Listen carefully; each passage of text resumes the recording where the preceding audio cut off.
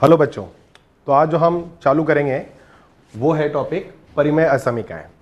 IIT JEE के लिए अगर आपको शुरुआत करनी है मैथ्स की तो सबसे पहले जो आपको सीखना होता है वो सीखना होता है परिमेय असमीकाएं। ये एक तरीके से गणितीय टूल है जो आगे जाकर के हमारे हर चैप्टर के अंदर यूज होगा और इनको सीखने का एक तरीका है। परिमेय असमीकाएं कैसे होंगी? मान लीजिए कि कुछ सवाल आते हैं, कुछ इस तरह के सवाल, x minus 1, x minus 2, x minus 3 greater than 0, या यहां पर आ जाए लेस देन 0, या ग्रेटर देन इक्वल्स टू 0, या लेस देन और इक्वल्स टू 0।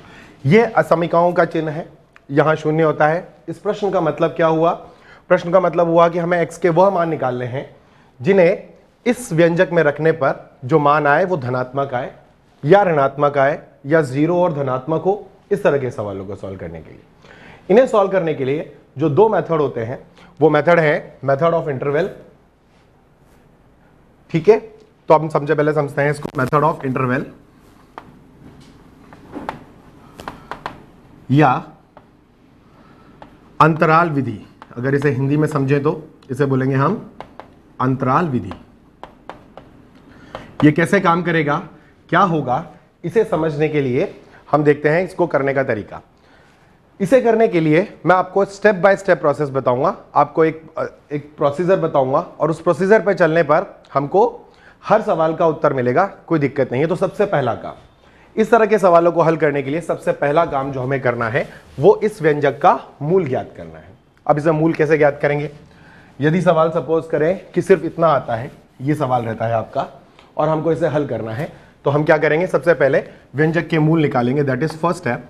यहां 1, 2 और 3। सेकंड स्टेप जो बहुत इंपॉर्टेंट है,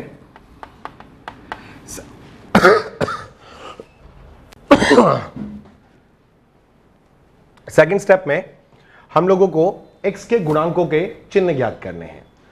यदि सभी पदों के x के गुणांक धनात्मक है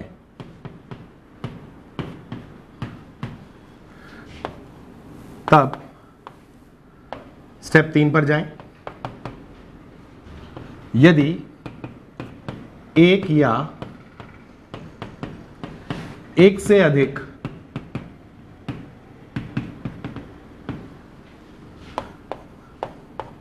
गुणांक ऋणात्मक आए तब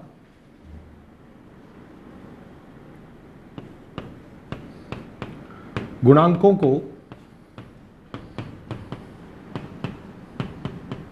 धनात्मक बनाएं। यह हमारा सबसे इंपॉर्टेंट स्टेप है। यदि सभी पदों के x के गुणांक धनात्मक आ गए तो हमें कोई दिक्कत नहीं है, हम सीधे स्टेप 3 पे चले जाएंगे। लेकिन यदि एक या एक से अधिक गुणांक ऋणात्मक आ जाते हैं तो हम उन गुणांकों को धनात्मक बनाएंगे और उनके लिए हमें जितनी भी जरूरत की चीजें हैं, हमें इनइक्वालिटी के साइन को बदलना है, नहीं बदलना है, वो सब हमें देखना है। स्टेप नंबर 3 पे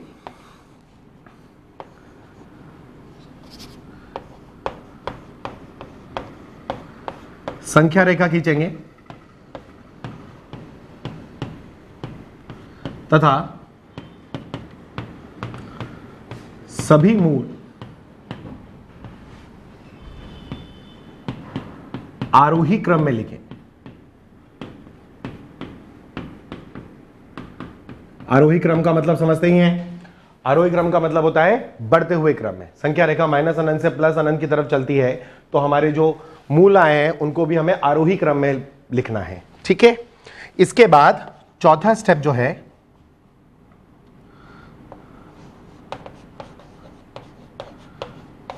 सबसे दाएं भाग में प्लस लिखें तथा प्रत्येक मूल के बाद चिन्ह परिवर्तित करें। सबसे दायां भाग जो होगा उसमें हमें क्या करना है, प्लस लिखना है और हर मूल के बाद हमको उसको चिन्ह को परिवर्तित करना है, प्लस के बाद माइनस करना है, माइनस के बाद प्लस करना है, ठीक है। और जो पांचवा स्टेप है वो असमीका के अनुसार, असमीका के अनुसार उत्तर लिखें, असमीका के अनुसार उत्तर लिखें। ये मूलभूत 5 स्टेप्स हैं जो हम परिमेय असमीकाओं को हल करने के लिए इस्तेमाल करेंगे। इसके अंदर भी मैं आपको 5 अलग अलग तरीके के प्रोफाइल पढ़ाऊंगा, 5 अलग अलग तरह के टाइप के सवाल कराऊंगा और उन 5 स्टेपों से ही सॉल्व करूंगा। हर स्टेप पे थोड़ा बहुत मैं बदलाव लाऊंगा, वो आपको प्रश्नों के साथ साथ बताता चलूंगा कि कैसे उनको चेंज किया जाता है।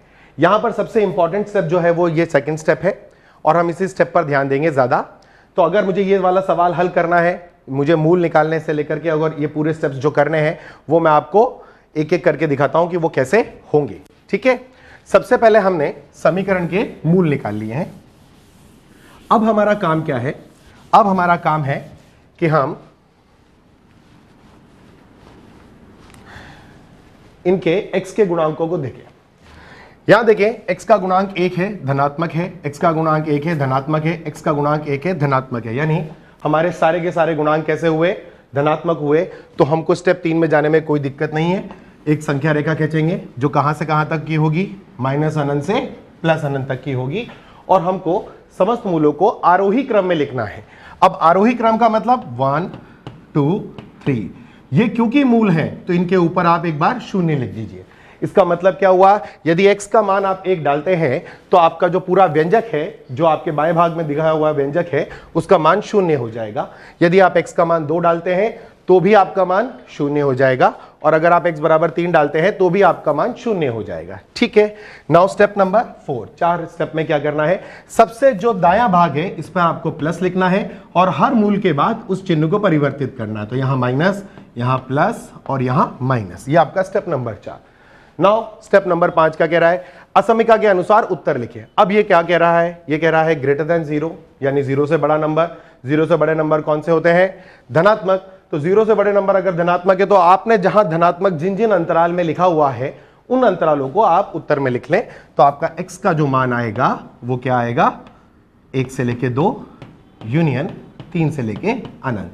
तो यदि x का मान आप 1 से लेके 2 और 3 से लेके अनंत तक रखते हैं तो इस व्यंजक का मान सदैव धनात्मक आएगा। अब जरा देख लेते हैं, 3 से बड़ा कोई नंबर यदि हम सोच लें, जैसे 4 सोच लेते हैं, तो 4 - 1 धनात्मक नंबर, 4 - 2 धनात्मक नंबर, 4 - 3 भी एक धनात्मक नंबर होगा और ये तीनों धनात्मक का गुणनफल भी एक धनात्मक नंबर होता है। 1 से 2 के बीच में मान लीजिए 1.5, तो 1.5 पर ये धनात्मक है, ये ऋणात्मक है और ये भी ऋणात्मक है। तो एक धनात्मक और 2 ऋणात्मक होने की वजह से भी ये व्यंजक आपका धनात्मक रहेगा। और हमने जो यहां पर प्लस माइनस लिखे हैं ये भी उसी तरीके से लिखे हैं। देखिए 2 से 3 के बीच में अगर हम कोई नंबर चुनते हैं, जैसे 2.5 चुनते हैं, तो 2.5 पर ये वाली संख्या धनात्मक होगी, ये वाली संख्या भी धनात्मक होगी और 2.5 - 3 वाली संख्या ऋणात्मक होने की वजह से जो पूरा गुणनफल आपका बाएं भाग का आएगा वो ऋणात्मक आएगा। इसीलिए यहां पर क्या लिखा गया है, माइनस लिखा गया है। चलिए एक सवाल और करके देखते हैं इसी में, और हम इन्हीं 5 स्टेपों को रिपीट करेंगे ताकि हम लोगों को यह समझ में आए कि यह कैसे काम कर रहा है। मान लीजिए कि हम प्रश्न लेते हैं एक और, 3x - 5 x - 4 2x - 1 और x < 0, इस तरह का सवाल आया। सबसे पहला काम जो हमको याद करना है, इनके मूल निकालने हैं। मूल निकालने के लिए आप प्रत्येक पद को उठाकर 0 के बराबर रख दें जिससे आपको मूल प्राप्त हो जाएंगे। तो x बराबर, यहां पर आपके पास मूल जो आएंगे वो 5/3, यहां आएगा 4, यहां आएगा 1/2 और यहां आएगा 0। दूसरा स्टेप जो सबसे इंपॉर्टेंट स्टेप था, जिसको मैंने डबल स्टार कर दिया था, उसका क्या था कि हम x के गुणांकों को चेक करेंगे। अगर x के गुणांक सारे धनात्मक हैं तो हम सीधे तीसरे स्टेप में चले जाएंगे और अगर नहीं है तो हम उसमें कुछ बदलाव लाएंगे। तो हम पहले देख लेते हैं। यहां x का गुणांक 3 है, धनात्मक है, x का गुणांक 1 है, धनात्मक है, x का गुणांक 2 है, धनात्मक है और x का गुणांक 1 है, धनात्मक है। तो सारे के सारे पॉजिटिव आ गए हैं। तो हमको कहां जाना है, सीधे स्टेप नंबर 3 पे जाना है। स्टेप नंबर 3 क्या कहता है कि आप एक संख्या रेखा बनाएं।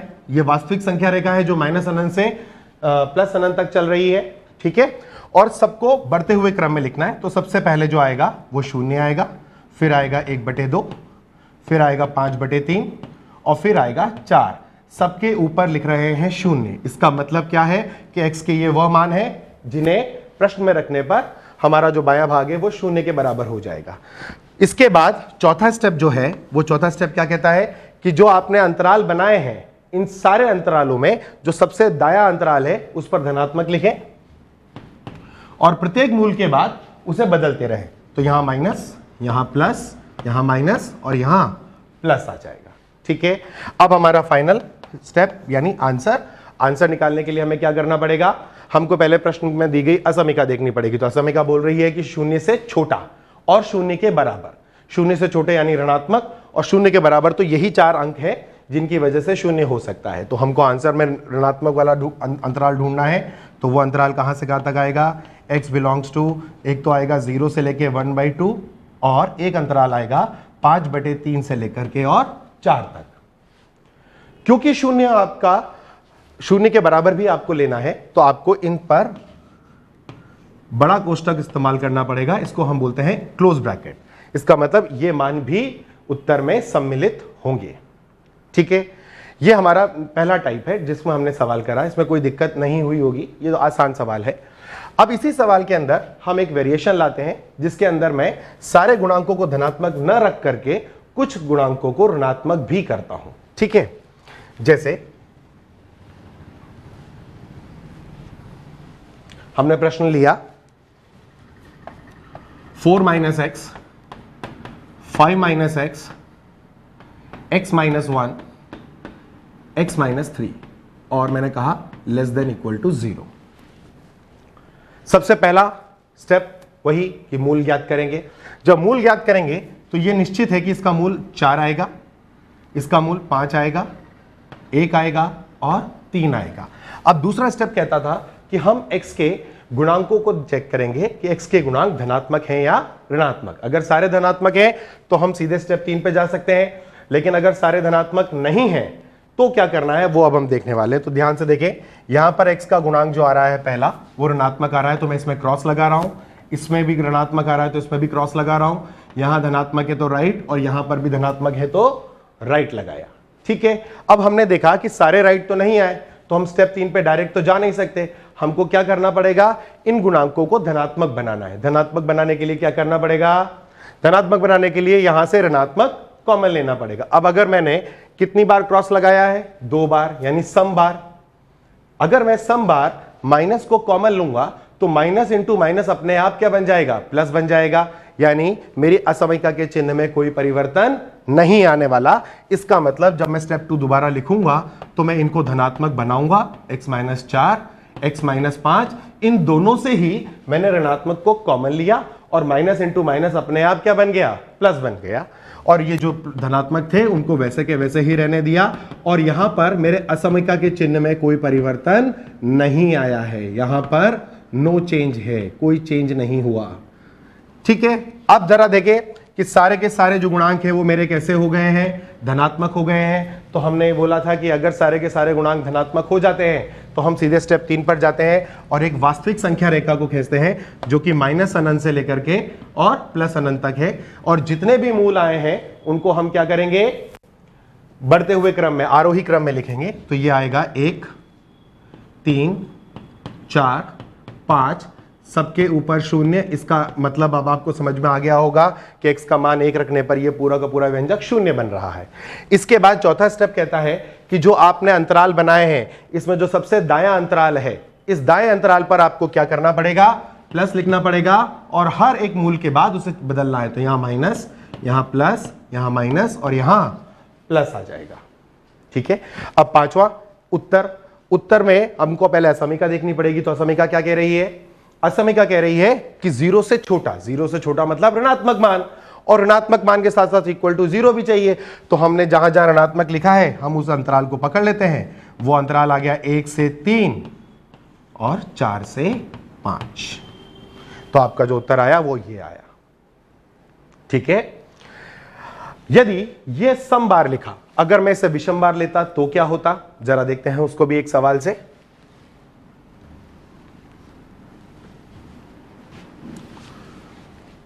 मान लीजिए कि हमारा प्रश्न है 1 - 3x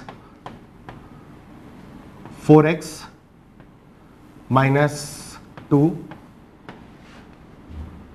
1 - x x और 5 - x, और मैंने कहा लेस देन 0 ही सवाल है मेरा। चलिए अब इसे देखते हैं। सबसे पहले हमको उसका क्या निकालना है, मूल निकालना है।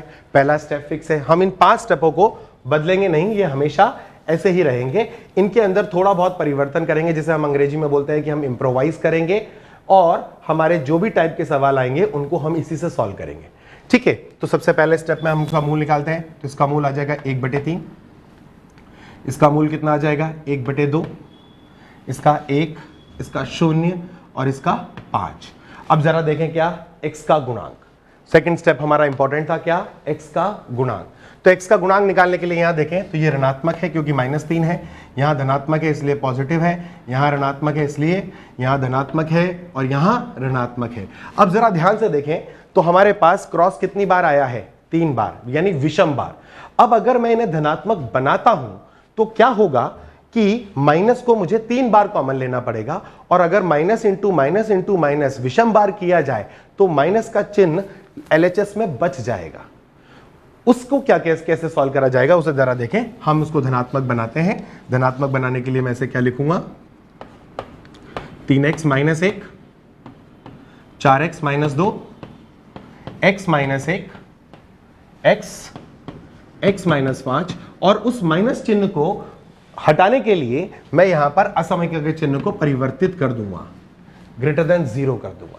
तो अब बच्चों आपको समझ में आ गया क्या करना है। यदि आपका सारे के सारे गुणांक धनात्मक आ जाते हैं तो उस केस में हमको कुछ नहीं करना है, हम सीधे स्टेप 3 पर चले जाएंगे। यदि आपका एक से अधिक गुणांक ऋणात्मक आ जाते हैं तो हम ये देखेंगे कि ऋणात्मक गुणांकों की संख्या कितनी है, सम है या विषम है। यदि सम है तो क्या होगा, हम उन सबको धनात्मक बनाएंगे लेकिन हमारी असममिका चिन्ह का परिवर्तन नहीं होगा। जबकि अगर आपके x के गुणांकों की, जो ऋणात्मक x के गुणांकों की संख्या विषम आ जाती है तो हमें क्या करना है, हम उन्हें फिर से धनात्मक तो बनाएंगे लेकिन अब की बार ये ध्यान रखेंगे कि जो मेरी असममिका का चिन्ह है उसे मैं परिवर्तित कर दूंगा। ठीक है, अब हमारा स्टेप पे देखना है। अब देखें जरा, x का गुणांक धनात्मक हो गया, धनात्मक धनात्मक धनात्मक धनात्मक। अब क्योंकि सारे के सारे राइट आ गए हैं तो हम कहां जाएंगे, हम जाएंगे स्टेप नंबर 3 पर। और हम स्टेप नंबर 3 पर जब जाएंगे तो हमें नंबर रेखा बनानी है, माइनस अनंत से लेके प्लस अनंत तक बनाना है, और हमको सारे के सारे जो है उन्हें इंक्रीजिंग ऑर्डर में लिखना है। तो सबसे पहले कौन आएगा, 0। अच्छा, कई बार बच्चों को ये होता है कि 1/3 और 1/2 में कौन बड़ा है, तो आपको पता है कि कौन बड़ा है, 1/3 छोटा है, 1/2 बड़ा है, फिर आपका आ जाएगा 1 और फिर आ जाएगा 5, और सबके ऊपर क्या लिखना है, 0 लिखना है। ठीक है, फिर क्या करना है, दाएं भाग में प्लस, फिर माइनस, फिर प्लस, फिर माइनस, फिर प्लस, फिर माइनस। हमको क्या चाहिए, अब प्रश्न को यहां नहीं देखा जाएगा क्योंकि हमने प्रश्न को परिवर्तन कर लिया है। तो अब असमिका कह रही है कि यह धनात्मक होना चाहिए। अब अगर यह धनात्मक है तो हम क्या करेंगे, जहां जहां धनात्मक लिखा है उसे लेंगे। तो हमारा आंसर आएगा 0 से लेके 1/3 यूनियन 1/2 से लेकर 1 यूनियन 5 से लेके अनंत। यहां पर मैंने बड़े कोष्टक का प्रयोग नहीं करा, क्यों, क्योंकि मुझे इक्वल टू 0 नहीं चाहिए, मुझे 0 के बराबर का मान नहीं चाहिए, मुझे धनात्मक मान चाहिए। इसलिए मेरा उत्तर जो आया वो 0 से 1/3 1/2 से 1 और 5 से अनंत है। अब जरा देखें, 6 अपन x का मान 6 डालते हैं। अगर मैं 6 डालूंगा तो ये वाला संख्या ऋणात्मक आएगी, ये वाली संख्या धनात्मक आएगी, ये वाली संख्या ऋणात्मक आएगी, ये धनात्मक आएगी और ये ऋणात्मक आएगी। तो कितनी संख्या ऋणात्मक आई, 3 संख्या ऋणात्मक आई। अब अगर 3 संख्या ऋणात्मक है तो उसका जो गुणनफल होगा वो अपने आप ही क्या होगा, ऋणात्मक होगा। अब जो मैंने आपको ये मेथड बताए हैं, इस मेथड में और जो आपने पढ़े होंगे पहले या कभी, उनमें अंतर यह है कि मैं हर बार इस दाएं भाग में धनात्मक लिखवाता हूं, और ये इसलिए लिखवाता हूं क्योंकि मैं स्टेप नंबर 2 को कंप्लीट करता हूं, ताकि मुझे हर बार x का मान डाल करके ये ना देखना पड़े कि वो धनात्मक आ रहा है या ऋणात्मक आ रहा है। हम इसको पॉजिटिव बना लेते हैं ताकि हम इस बात के लिए हमेशा श्योर रहेंगे कि हमारा जो राइट साइड होगा, ये जो हमारा जो दायां अंतराल होगा, वो हमेशा कैसा आएगा, धनात्मक आएगा। ठीक है, ये हमारा टाइप 1 का सवाल है, जहां पर ज्यादा सिर्फ इतना इस पर फोकस करना है कि x के गुणांक कैसे हैं। ठीक है, अब हम इसमें और वेरिएशन लाने की कोशिश करते हैं। ठीक है,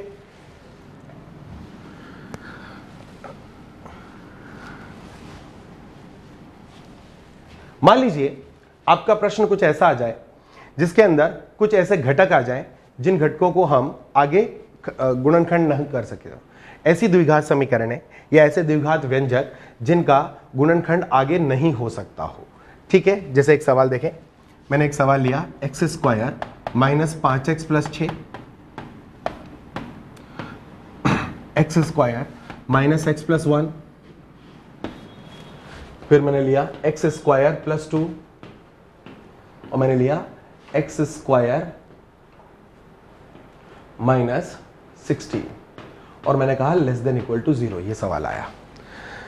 इस सवाल को हल करने के लिए सबसे पहला काम क्या करूंगा मैं सबसे पहले अभी भी गुणनखंड ही करूंगा, गुणनखंड करूंगा ताकि मैं इनके मूल निकाल सकूं। तो देखिए जरा, इसका क्या बनेगा, अगर इसके हम गुणनखंड करेंगे तो हमें मिलेगा x माइनस 2, x माइनस 3। इसका गुणनखंड संभव नहीं है। क्यों संभव नहीं है? क्योंकि इसका d नेगेटिव है और a पॉजिटिव है। d का मतलब अगर पूछेंगे कि d क्या होता है, तो d होता है किसी भी द्विघात समीकरण का विविक्तीकर, यानी b² माइनस 4ac। यदि किसी द्विघात समीकरण का d ऋणात्मक आ जाता है तो हम उसे गुणनखंडित नहीं कर सकते हैं, वास्तविक मूल कभी उसके आएंगे ही नहीं। ठीक है, इसका भी कोई गुणनखंड नहीं हो सकता, तो x² प्लस 2 ही रहेगा। इसका भी d ऋणात्मक है और a धनात्मक है। इसका गुणनखंड हम करें तो a² माइनस b² का फॉर्मूला लगाएंगे तो ये बनेगा x minus 4, x plus 4 less than equal to 0। अब प्रश्न ये फंसता है कि हम मूल तो निकाल लेंगे, मूल इसका निकल जाएगा, इसका निकल जाएगा, इसका निकल जाएगा, इसका निकल जाएगा, लेकिन जिनका मूल नहीं निकला उनका क्या हुआ? तो ध्यान रखना बच्चों कि हमेशा, यदि ये पॉइंट आपको हमेशा याद रखना है, यदि किसी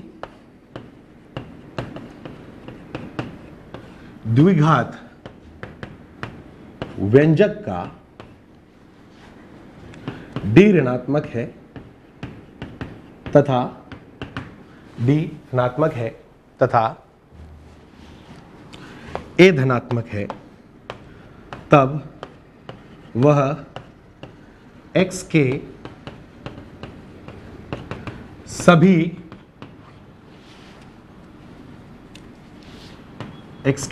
सभी मानों के लिए, और यहां जब मैं मान बोलता हूं तो आपको यह ध्यान रखना है कि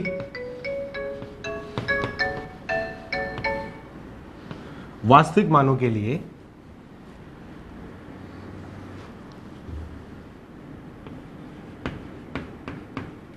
धनात्मक मान ही देगी। यदि किसी द्विघात व्यंजक का d ऋणात्मक है तथा a धनात्मक है, तब वह x के सभी मानों के लिए धनात्मक मान ही देगी। आप x का कोई भी मान डाल दें, हमेशा क्या आएगा? धनात्मक ही आएगा। ऋणात्मक तो वो मान दे ही नहीं सकता। अगर आप x का मान इसमें, मान लीजिए कि मैं x का मान इसमें 4 डाल देता हूं, तो 16 माइनस 4 12 प्लस 1 13। आप x का मान लीजिए 1 डाल देते तो 1 माइनस 1 0 प्लस 1, यानी हमेशा धनात्मक। यहां देखें x² अपने आप में एक अऋणात्मक संख्या है। x² का मान या तो 0 हो सकता है या तो धनात्मक हो सकता है। उसके साथ उसके अंदर एक धनात्मक संख्या को जोड़ दिया जा रहा है। तो अगर एक अऋणात्मक संख्या में एक धनात्मक संख्याओं का योग कर दिया जाए तो वो सदैव धनात्मक हो जाता है। तो हमने जो सीखा वो क्या सीखा कि यदि किसी द्विघात व्यंजक का d ऋणात्मक है तथा a धनात्मक है, तब वह x के सभी मानों के लिए धनात्मक मान देगी। वैसे ही यदि अगर हम एक पॉइंट और बढ़ाना चाहें इसमें, तो हम ये भी बोल सकते हैं, यदि d ऋणात्मक व a ऋणात्मक, तब x बिलोंग्स टू R के लिए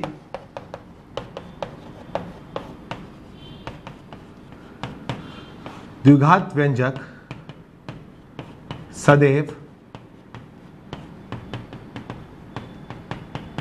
ऋणात्मक मान देगा। तो ये बात अच्छे से समझ में आ जाना चाहिए कि यदि d ऋणात्मक है और a धनात्मक है तो x के सभी वास्तविक मानों के लिए मान हमेशा कैसा आएगा, धनात्मक आएगा। और यदि d ऋणात्मक है और a भी ऋणात्मक है तब x बिलोंग्स टू r के लिए द्विघात व्यंजक का सदैव मान ऋणात्मक आएगा। द्विघात व्यंजक आप लोग सब जानते हैं, मैं आपको थोड़ा सा दिखा देता हूं। यहाँ पर द्विघात व्यंजक हम ऐसा मानते हैं y बराबर ax square plus bx plus c। तो मैं बात क्या कर रहा हूं कि यदि इसका d ऋणात्मक है और a धनात्मक है तब y हमेशा कैसा रहेगा, धनात्मक रहेगा। इसको हम बोलते हैं फॉर ऑल x के सभी मानों के लिए, for all x belongs to real number, x के सभी वास्तविक मानों के लिए y का मान सदैव कैसा रहेगा, धनात्मक रहेगा। ठीक है। और यदि अगर आपका ये केस हुआ, अगर एक और केस लेते हैं कि अगर इसका d ऋणात्मक है और a भी ऋणात्मक है तो y का मान सदैव क्या रहेगा, ऋणात्मक रहेगा for all x belongs to real number. बोलो क्लियर।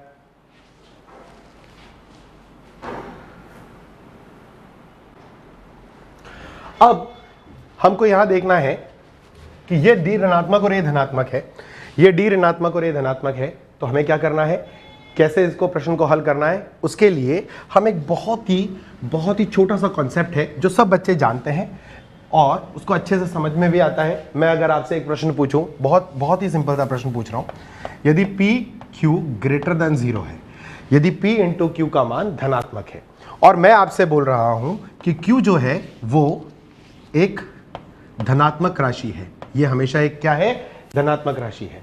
तो अगर p और q के गुणनफल को धनात्मक होना है और q धनात्मक राशि है तो यह निश्चित हो जाता है कि p को ही धनात्मक होना पड़ेगा। ठीक है। ऐसे ही अगर मैंने प्रश्न पूछा कि p into Q less than 0 है और मैंने अभी भी बोला कि जो q है वो आपका एक धनात्मक राशि है सदैव, x के सभी मानों के लिए q कैसी है, धनात्मक राशि, और इन दोनों के गुणनफल को क्या आना है, ऋणात्मक आना है। अब अगर इन दोनों के गुणनफल को ऋणात्मक आना है तो निश्चित बात है कि इससे हमें पता चलेगा कि p को ही ऋणात्मक होना पड़ेगा। तो अगर इन दोनों प्रश्नों को समझा जाए या इस कॉन्सेप्ट को समझा जाए तो देखा जाए तो ये q यहां पर धनात्मक या ऋणात्मक करने लायक नहीं है, वो तो सदैव ही क्या रहा, धनात्मक। तो हम उसको छोड़ सकते हैं, उसका इफेक्ट हमको कोई फर्क नहीं पड़ेगा उसको हटाने से। तो मैं क्या करता हूं, मैं इस प्रश्न को हल करने के लिए जब मैं अपना स्टेप 2 करने से पहले मैं इस प्रश्न को दोबारा लिख सकता हूं, x minus 2, x minus 3, x minus 4, x plus 4 less than equal to 0। और ये मन में बांधते हुए कि ये दोनों संख्याएं क्योंकि धनात्मक है, तो अगर ये दोनों धनात्मक है तो बाकी की ये इन 4 पदों का गुणनफल ही ऋणात्मक होगा। ये तो x के सभी मानों के लिए कैसे आएंगे, धनात्मक आएंगे। तो अगर ऋणात्मक लाना है या x के वो मान जिनकी वजह से ये ऋणात्मक हो पाएगा, उनके लिए हमको इन्हीं 4 पदों को सवाल में रखना पड़ेगा। अब हमारा पहला स्टेप, इनके मूल निकाल दें। मूल निकालेंगे तो क्या बनेगा, 2, 3, 4 माइनस 4। दूसरा स्टेप, हमेशा की तरह x के गुणांक देखेंगे कैसा है, धनात्मक धनात्मक धनात्मक धनात्मक। तो हम क्या करेंगे, सीधे सीधे स्टेप नंबर 3 पे चले जाएंगे। 3 पर हमको संख्या रेखा खींचनी है, वास्तविक संख्या रेखा जो माइनस अनंत से प्लस अनंत चलेगी और बढ़ते क्रम में -4, फिर से आ जाएगा 2, 3, 4, 0 0 0 0। फिर चौथा स्टेप क्या करना है, प्लस लिखना है, फिर माइनस, फिर प्लस माइनस प्लस। और अब हमको असमीका को देखना पड़ेगा उत्तर लिखने के लिए। तो असमीका क्या कह रही है, लेस देन इक्वल्स टू 0। अब लेस देन इक्वल टू 0 का मतलब ऋणात्मक भी लेना है और शून्य भी लेना है। तो हमारा मान आएगा x बिलोंग्स टू -4 से 2 यूनियन 3 से लेके 4। ये हमारा उत्तर होगा इस प्रश्न का। तो यदि अगर ऐसे कुछ घटक आ जाते हैं, ऐसे कुछ पद आ जाते हैं, द्विघात पद जिनका गुणनखंड संभव नहीं है, उन्हें हम इस पैरामीटर पर इस पर तोलेंगे कि d नेगेटिव है और a पॉजिटिव है। अब कई बच्चे बोलेंगे कि सर अगर d नेगेटिव और a नेगेटिव होता तो बेटा वो ऋणात्मक होता तो हम उसको हटाते, लेकिन यहां चिन्ह परिवर्तित कर देते। ठीक है, तो ये वाले स्टेप में कोई दिक्कत। अब इस पर एक सवाल हम लोग कोशिश करते हैं बनाने की।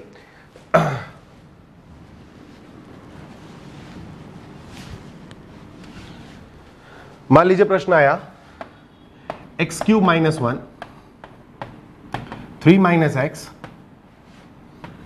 Square minus 16 less than 0। ये प्रश्न आपका आया। सबसे पहले हमको मूल निकालने हैं, तो हमें इन्हें गुणनखंडित करना पड़ेगा। तो हम इनको गुणनखंडित करते तो ये a cube minus b cube का formula a minus b a square plus a b plus b square 3 minus x minus 4 और एक्स प्लस 4 लेस देन 0 आ गया। ठीक है जी। अब इसका मूल निकल सकता है, इसका निकल सकता है, इसका निकल सकता है, इसका निकल सकता है। इसका अगर हम डी चेक करें तो इसका बी स्क्वायर माइनस 4ac हमें चेक करना है। देखिए ए बी कितना है 1, तो 1 का स्क्वायर माइनस 4 इंटू 1 इंटू 1, तो आपका डी कितना आ गया -3।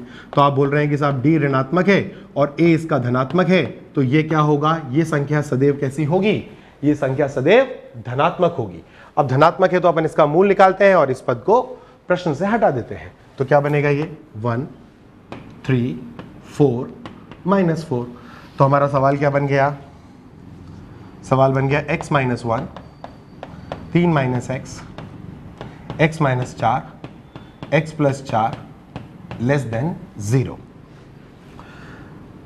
x का गुणांक धनात्मक ऋणात्मक धनात्मक धनात्मक, एक बार आया, सम बार आया, विषम बार आया, विषम बार आया, विषम बार आया, तो हमें क्या करना पड़ेगा, इसे धनात्मक तो बनाना है, पर क्योंकि एक बार विषम बार आया है इसलिए हमको क्या करना पड़ेगा, इस प्रश्न का चिन्ह परिवर्तित करना पड़ेगा असमिका का। ठीक है। अब वास्तविक संख्या रेखा, क्योंकि सारे धनात्मक हो गए हैं तो माइनस अनंत से प्लस अनंत आ गया, और हम इसको बढ़ते क्रम में लिखेंगे। तो सबसे पहले कौन आएगा, सबसे पहले आएगा -4, फिर आएगा 1, फिर आएगा 3 और फिर आएगा 4। इन सब के ऊपर मैं 0 लिख देता हूं। क्यों लिख देता हूं, क्योंकि ये 0 बना रहे हैं। ठीक है जी। अच्छा, यहां क्या आएगा, plus minus plus minus plus. अब आप देखें कि असमिका क्या कह रही है, असमिका कह रही है कि आपको 0 से बड़ा चाहिए धनात्मक मान। तो धनात्मक मान जहां जहां आपने लिखा है वो मान लिख दें आप। x बिलोंग्स टू माइनस अनंत से लेकर के -4 यूनियन 1 से 3 यूनियन 4 से अनंत। ठीक है। तो इसे देखा जाए तो ये टाइप 2 का सवाल हो गया, जिसके अंदर हमारे कुछ ऐसे गुणनखंड आ गए जिन्हें हम आगे गुणनखंडित नहीं कर रहे हैं। और ऐसे ज्यादातर कौन से होते हैं, वो द्विघात व्यंजक जिनके डी ऋणात्मक हो और ए धनात्मक हो। अभी जो हमने 2 तरह के सवाल पढ़े हैं, इन 2 तरह के सवालों में आप लोगों ने अगर ध्यान दिया हो तो मैंने हर बार आपका जो राइट हैंड साइड है वो 0 लिखा है। तो इन असमिकाओं में इन पदों का जो मैंने अभी जिन स्टेप्स को मैं यूज कर रहा हूं, अगर इनको इस्तेमाल करना है तो हमें कुछ बातों का ध्यान देना है। उन कुछ बातों को मैं आपको यहां पर बता रहा हूं ताकि आप लोगों को याद रहे। पहली कुछ बातें, और इनको हम सिर्फ इसके लिए नहीं हमेशा याद रखेंगे। ठीक है। तो मैं इसको शॉर्ट फॉर्म में बोलता हूं पीटीआर। पीटीआर का मतलब points to remember. Points to remember का मतलब हो गया याद रखने योग्य बिंदु। पहला पॉइंट क्या है, आरएचएस सदैव 0 होना चाहिए। आरएचएस सदैव क्या होना चाहिए, 0 होना चाहिए। क्यों, हम जो ये प्लस माइनस का चिन्ह कर रहे हैं और 0 लिख रहे हैं, तो देखिए 0 जो है, 0 जो है वो प्लस और माइनस का फ्रेम ऑफ रेफरेंस है, उसका सापेक्ष तल है। 0 पर अगर मैं खड़ा हूं तो मैं ये कह सकता हूं कि मेरे आगे जितने भी अंक आएंगे वो धनात्मक होंगे और मेरे पीछे जितने भी अंक आएंगे वो ऋणात्मक होंगे। ठीक है। तो अगर मुझे प्रश्न को सॉल्व करना है और उसके अंदर मुझे अंतराल में वो प्लस माइनस के चिन्हों का इस्तेमाल करके उत्तर लिखना है, तो मुझे इस बात को सुनिश्चित करना पड़ेगा कि जो मेरा आरएचएस है, असमिका का जो आरएचएस है, वो हमेशा कैसा होना चाहिए, 0 होना चाहिए। अगर 0 नहीं है तो पहले उसे 0 बनाएंगे। ठीक है। दूसरी बात, यदि असमिका ग्रेटर देन या लेस देन का प्रयोग हो तो उत्तर सदैव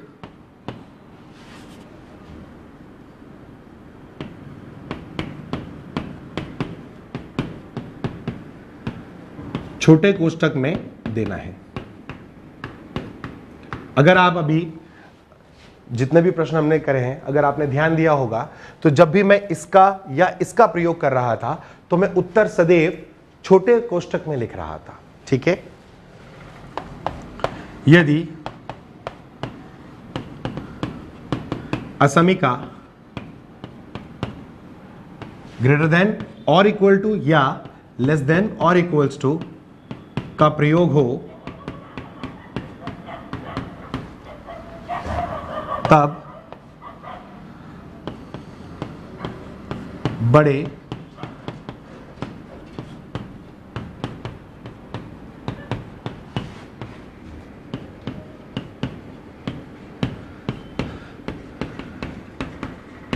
बड़ा कोष्टक का प्रयोग जांचने के बाद होता है, जांचने के बाद होता है। ऐसा नहीं कि आपको हर बार लगा देना है कि ये वाला और ये वाला देखा और हमेशा आंसर बड़े कोष्टक में लगा दिया, क्लोज ब्रैकेट लगा दिया, ऐसा नहीं है। तब आपको जांचना होगा कि जिस पर आप बड़ा कोष्टक लगा रहे हैं वो उत्तर में सम्मिलित होगा या नहीं होगा। यहां पर तो आप बिल्कुल आंख बंद करके जैसे ही आपने ये देखा, आपको सुनिश्चित कर लेना है अपने आप को कि जो भी उत्तर आएंगे वो हमेशा किस में आएंगे, आपके छोटे कोष्टक में ही आएंगे, स्मॉल ब्रैकेट में। इस तरीके से ब्रैकेट्स लगेंगे आपके। जब आप ये वाला देखेंगे तो आपको सचेत हो जाना है, आपको तैयार हो जाना है कि जिन जिन मानों पर मेरे को बड़ा कोष्टक लगाना है वो मान क्या उत्तर में सम्मिलित होंगे या नहीं होंगे। ये बातें आपको ध्यान रखनी है। ठीक है, इन बिंदुओं को आपको सदैव ध्यान रखना है कि इस तरीके से अगर आपने हर बार, क्योंकि देखिए माइनस अनंत भी है, और माइनस अनंत क्या है, एक सांकेतिक रूप है एक बड़े नंबर का। माइनस अनंत प्लस अनंत, ये बोला जाता है कि ये बड़े नंबर है, पर ये बड़े नंबर कैसे हैं, ये सांकेतिक रूप में है।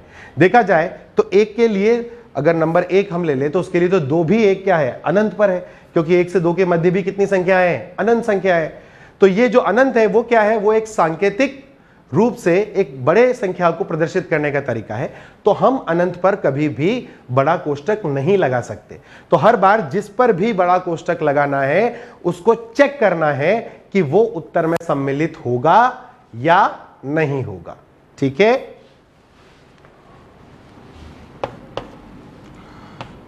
ये पॉइंट बहुत इंपॉर्टेंट है जो अब मैं बता रहा हूं। जब तक यह सुनिश्चित न हो कि संख्या धनात्मक है, तब तक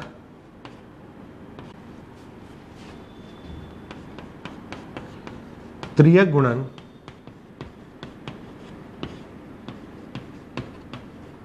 संभव नहीं है, क्रॉस मल्टीप्लिकेशन अलाउ नहीं है।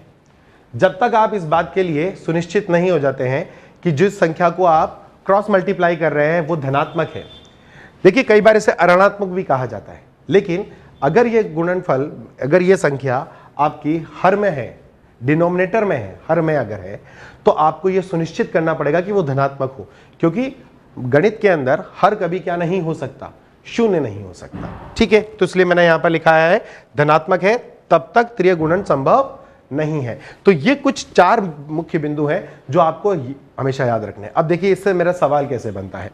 ठीक है, मैं अपने पहले पॉइंट पर फोकस करूंगा और मैं आपको बाकी सारी चीजें समझाऊंगा अच्छे से। मान लीजिए कि प्रश्न आया कुछ ऐसा, और इस प्रश्न पर डबल स्टार लगा रहा हूं क्योंकि ये बहुत ही इंपॉर्टेंट सवाल है। क्वेश्चन आया x square minus x plus 1, x square minus x plus 2 greater than 2, x square minus x plus 1 into x square minus x plus 2 greater than 2। अब मैंने इससे पहले आपको बताया कि यदि किसी का डी ऋणात्मक हो, देखिए इसका डी ऋणात्मक है, आप चेक कर सकते हैं, और ए धनात्मक है, इसका भी अगर आप देखेंगे तो डी ऋणात्मक है और ए धनात्मक है। पिछले समय प्रश्नों में हमने क्या करा, इन पदों को प्रश्न से हटा दिया। मैंने ये कहा था कि इसका कोई फर्क नहीं पड़ता, धनात्मक या ऋणात्मक करने में इनका कोई फर्क नहीं पड़ता। तो हम क्या कर रहे थे, इन पदों को हटा रहे थे और सिर्फ उन पदों को रख रहे थे जिन पदों से हमें मूल प्राप्त हो रहे थे। यहां पर तो हमें किसी से मूल प्राप्त हो ही नहीं रहा क्योंकि दोनों ही डी ऋणात्मक है और ए धनात्मक है और दोनों ही सदैव धनात्मक संख्या है। तो कई बच्चों का मन करता है कि सर फिर तो हटा दो, इनको हटा देते हैं इन्हें। अगर हटा देंगे तो फिर बचेगा क्या इधर, तो इसे हम हटा नहीं सकते। अच्छा, नहीं हटाने के पीछे का एक कारण भी था। कारण क्या था कि हमारा RHS क्या है, हमारा RHS है 2। दोनों संख्याएं धनात्मक तो हैं, तो धनात्मक इंटू धनात्मक ही होगा। अब अगर धनात्मक होगा तो यह कहां से सुनिश्चित हुआ कि वह मान 2 से बड़ा होगा, यह बात तो कहीं से पता नहीं है। इसीलिए इस प्रश्न को करने के लिए हम एक और तरीका यूज करते हैं। वो क्या, आप जरा ध्यान से देखेंगे तो यहां पर x स्क्वायर माइनस एक्स लिखा हुआ है और यहां पर भी x स्क्वायर माइनस एक्स लिखा हुआ है। तो मैंने कहा माना कि x स्क्वायर माइनस एक्स बराबर t है, माना कि x स्क्वायर माइनस एक्स बराबर t है। तो प्रश्न क्या बन गया मेरा, प्रश्न बन गया t plus 1 t plus 2 greater than 2।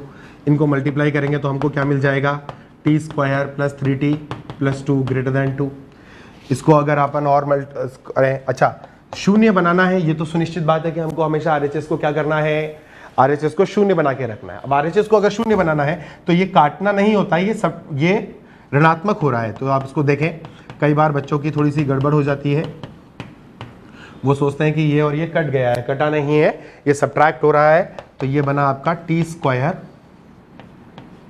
Plus 3t greater than 0। और अगर इसे अपन t कॉमन ले लें तो t प्लस 3 ग्रेटर देन 0। अब देखिए आपका RHS क्या आ गया, शून्य आ गया। अब अगर आपका RHS शून्य आ गया है तो अपन क्या कर सकते हैं, t का मान रख देते हैं। तो t का मान रखने पर ये बन गया x स्क्वायर माइनस एक्स और इधर आ गया x square minus x plus 3 और ये आ गया ग्रेटर देन 0। इसके अगर अपन x कॉमन ले लें तो ये आ जाएगा x माइनस 1 और x square minus x plus 3 greater than 0। अब देखें ये सवाल हमारा जो प्रीवियस सवाल हमने करा था, पहले जो सवाल किया था उसी के रूप में चला गया। कैसे, इसका डी ऋणात्मक है और ए धनात्मक है, तो ये सदैव धनात्मक संख्या है, लेकिन इसका मूल आ सकता है, ये मूल 0 दे रहा है और ये मूल 1 दे रहा है। तो हमने क्या कहा था कि अगर डी ऋणात्मक है और ए धनात्मक है तो हम क्या कर सकते हैं, हम उस पद को हटा सकते हैं जो सदैव धनात्मक है। लेकिन ये हटेगा कब, जब आपका RHS क्या हो, शून्य हो। तो देखो यहां क्या आया, x माइनस 1 ग्रेटर देन 0। ये राइट है, ये राइट है, इसका मूल 0 था, इसका मूल 1 था। और अगर दोनों राइट है तो हम सीधे वास्तविक संख्या रेखा पे चले गए, माइनस अनंत से प्लस अनंत में। ये 0 हो गया, ये 1 हो गया, ये 0, ये प्लस, ये माइनस, ये प्लस, और हमारा जो उत्तर आया वो आया x बिलोंग्स टू माइनस अनंत से लेकर के 0 यूनियन 1 से लेकर अनंत। अब इस सवाल में जो इंपॉर्टेंट बात थी वो क्या थी कि मैं उन पदों को हटा नहीं पाया। क्यों नहीं हटा पाया, क्योंकि यहां पर शून्य नहीं था। तो आप ध्यान रखना कि जब सवाल आप असमीका का हल करें तो आपको यह सुनिश्चित करना पड़ेगा कि आपका RHS क्या रहे, शून्य रहे। ठीक है, उसके बाद और इस तरह के सवालों को करने के लिए जो हल करने का जो तरीका मैंने बताया वो आपको समझ में आया। अच्छा, अगर यही सवाल मैं बहुत सिंपल तरीके से पूछता और वहां पर 0 भी दे देता तो अब आपको कुछ करना ही नहीं था, सिर्फ दिमाग लगाना था और उत्तर आपका आ जाता। कैसे, देखिए एक सवाल मैं आपको कुछ सवाल देता हूं और ये सवाल आप मुंह जवानी सॉल्व कर देंगे, इसके लिए आपको पेन चलाने की भी ज्यादा जरूरत नहीं पड़ेगी। जैसे एक सवाल देखिए, मैंने लिखा x square minus 3x plus 5 into x square plus 1 और मैंने कह दिया ग्रेटर देन 0, ग्रेटर देन और इक्वल टू 0। अब देखिए, क्योंकि मैं हटाने की कोशिश तो करूंगा क्योंकि RHS अब मेरा क्या है, शून्य है, तो मेरा दिमाग तो उसी पे चलेगा। लेकिन क्या मैं इनके गुणनखंड कर पा रहा हूं, इसके लिए मुझे क्या करना पड़ेगा, इसका d चेक करना पड़ेगा। जब इसका d चेक करूंगा तो इसका d आएगा ऋणात्मक 9 माइनस 20 और इसका a कैसा है, धनात्मक। ऐसे ही इसका d ऋणात्मक और a कैसा है, धनात्मक। मुझे समझ में आ गया कि x के सभी वास्तविक मानों के लिए, x के सभी वास्तविक मानों के लिए यह वाला व्यंजक भी धनात्मक मान देगा और यह वाला व्यंजक भी सदैव धनात्मक मान देगा। और दो धनात्मक संख्याओं का गुणनफल हमेशा क्या होगा, धनात्मक, यानी शून्य से बड़ा। तो मुझे यहां पर इनको हटाने में कोई दिक्कत नहीं है, मैं सीधे सीधे इसका उत्तर लिखूंगा x belongs to r। x का कोई भी वास्तविक मान ले लो, यहां रखोगे तो धनात्मक, यहां रखोगे तो भी धनात्मक, धनात्मक गुणा धनात्मक 0 से बड़ा आएगा, निश्चित बात है। यही सवाल अगर मैं ऐसे दे देता कि साहब x square minus 3x plus 5 minus x square plus x minus 1 और ग्रेटर देन इक्वल्स टू 0। इसका d कैसा है? ऋणात्मक। a कैसा है? धनात्मक। अगर आप इसका निकालेंगे तो इसका भी d कैसा होगा? ऋणात्मक। लेकिन इसका a कैसा है? ऋणात्मक। अभी हमने क्या सीखा था कि अगर d ऋणात्मक और a धनात्मक है तो आपका द्विघात व्यंजक सदैव कैसा मान देगा? धनात्मक मान देगा। x का कोई भी मान डाल दो, ये हमेशा कैसा देगा? धनात्मक, पॉजिटिव। और अगर किसी द्विघात व्यंजक का d ऋणात्मक है और a कैसा है? ऋणात्मक है, तो यह x के सभी मानों के लिए आपका जो आउटपुट निकलेगा, जो उत्तर आएगा, वो ऋणात्मक आएगा। अब एक धनात्मक संख्या को और एक ऋणात्मक संख्या को आप गुणनफल करेंगे तो वो संख्या कैसी आएगी? ऋणात्मक। आपका LHS ऋणात्मक आ रहा है और क्या कोई ऋणात्मक संख्या कभी शून्य से बड़ी हो सकती है? नहीं। इसका मतलब हमको लिखना पड़ेगा x बिलोंग्स टू 5। इसका मतलब बहुत सिंपल सी बात है, कोई हल नहीं है। x का कोई भी मान ऐसा नहीं ला सकता जो इन दोनों का गुणनफल धनात्मक कर सकता हो। तो यदि आपका RHS शून्य आ रहा है तब तो d ऋणात्मक और a धनात्मक या d ऋणात्मक और a ऋणात्मक में कोई दिक्कत नहीं आएगा। एक सवाल और देख लें फटाफट। जैसे मैंने कहा आपका x स्क्वायर प्लस 1 और माइनस एक्स स्क्वायर माइनस 4, मैंने कहा लेस देन 0। आप बोलोगे सर इसका d क्या है? धनात्मक। a कैसा है? धनात्मक। तो ये x के सभी मानों के लिए धनात्मक मान देगी। इसका d कैसा है? ऋणात्मक। और a भी कैसा है? ऋणात्मक। यह हमेशा कैसा मान देगी? ऋणात्मक। एक धनात्मक संख्या का एक ऋणात्मक संख्या के साथ अगर गुणनफल होगा तो हमेशा कैसा मान? ऋणात्मक। ऋणात्मक संख्या क्या शून्य से कभी छोटी होती है? आप बोलोगे सर एक सारी ऋणात्मक संख्याएं शून्य से छोटी होती हैं, सारी के सारी, यानी x belongs to r answer आ जाएगा। तो जब आपको d नेगेटिव a पॉजिटिव वाला खेल खेलना है या इस सवालों में कुछ ऐसे पद आ रहे हैं जिनका d ऋणात्मक है और a धनात्मक है, जिनका गुणनखंड संभव नहीं है, उनको हल करने के लिए हमको ये देखना पड़ता है कि वह RHS शून्य है या नहीं है, पहली बात। उसके बाद हम उसके धनात्मक और ऋणात्मक मानों से ये समझ पाते हैं कि इसमें उत्तर कैसे लिखा जाएगा। ठीक है, ये हमारा टाइप सेकंड था जहां पर कुछ ऐसे घटक आ गए जिनको हम गुणनखंडित नहीं कर सकते हैं।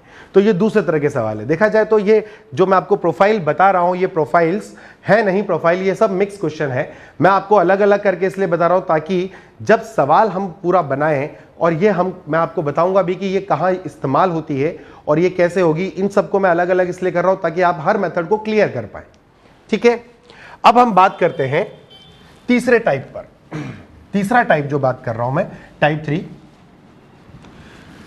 टाइप 3 में क्या है कि अभी हमने क्या क्या सीखा? हमने सीखा कि भाई x के सिंपल गुणनखंड हो रहे हैं और उनके मूल निकल रहे हैं।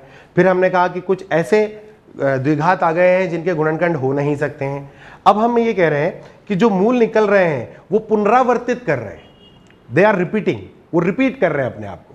अब रिपीट कितनी बार हो सकता है? या तो समबार होगा या तो विषम बार होगा। सही बात है, ऐसा तो नहीं है कि 2.5 बार रिपीट हो जाए, ऐसा तो नहीं हो सकता। या तो 2 बार होगा या तो 3 बार होगा या तो समबार होगा या तो विषम बार। तो उन प्रश्नों को हल करने के लिए हमको क्या करना है उसको देखते हैं। तो मैं आपको इसको एक सवाल से ही समझाता हूं। देखिए, मान लीजिए एक सवाल आया,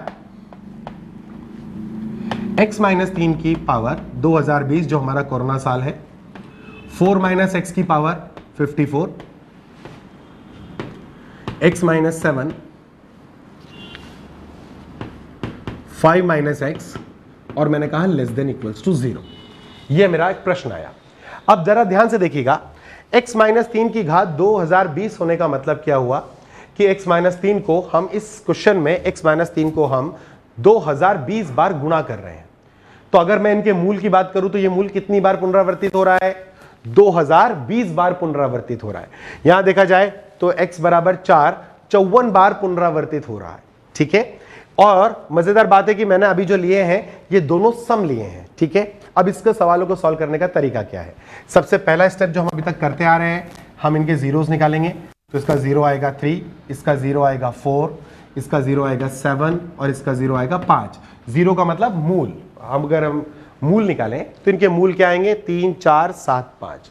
अब आपको सिर्फ इतना ध्यान देना है कि जिनकी घातें सम है, जिन पदों की घात सम है या जो मूल सम बार पुनरावर्तित हो रहे हैं, जो मूल सम बार पुनरावर्तित हो रहे हैं, उन मूलों के लिए क्या करेंगे? एक स्टार लगा देंगे। सिर्फ ये ध्यान रखना है कि उन पर स्टार लगा देना है और कुछ नहीं करना।